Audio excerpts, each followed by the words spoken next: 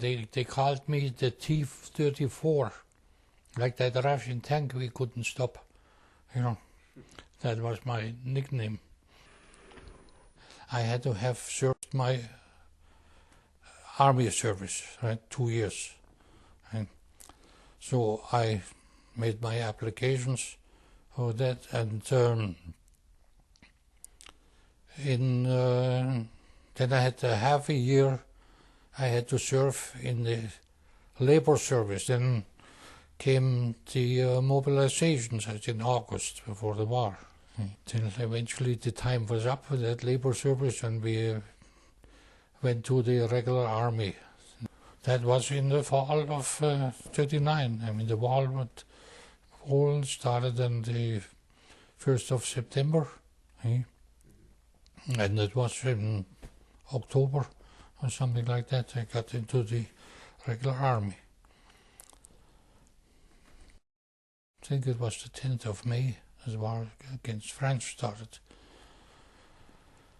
And we went in. It was this odd situation. The French had, after the Germans got into close to Paris in the First World War, that brilliant General Maginot had built fortifications all along the border with Germany. He forgot, though, that we came in through Belgium. Moving out, and the Belgians started from their bunkers, trying to do some shooting, and they picked them out, you know, they hit the openings they had there for the machine gun with the artillery pieces. That was a hopeless case. Then we started marching. We went all along the French coast. Then in between there was the war over already. I think it lasted only 2 weeks with France. We kept on going till we got to north of Brest at the Atlantic coast of France, you know, where the canal goes into France. In a place called Rochebaudin was our garrison from then on. And they had a few houses that had been emptied in France, and there were empty houses on the beach anyhow, where people went for summer holidays. And when we slept in them down things, they were full of sand fleas.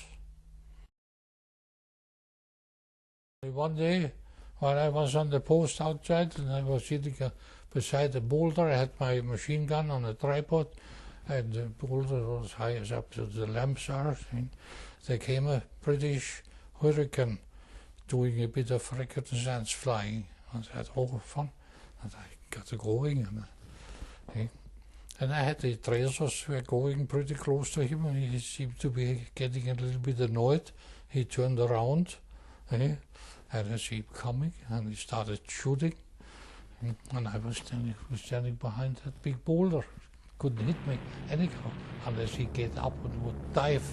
And as he was gone by, I went again, and I gave him another goodbye. But that was the only action while I was in France, 41. That was the beginning of the war against Russia. So we got into a train, wasn't very comfortable, not first class at all, just cattle cars with some straw in it. And we went all through France and through Germany, to Poland, near East Prussia, and disembarked, and from there on we marched again through East Prussia till we got to the Lithuanian border, and that's where the war started. At one time we were marching then in Russia already towards Moscow, and suddenly there was Hitler standing in his car beside the road, you know, from here to there, right? And I saw the guy for the second time.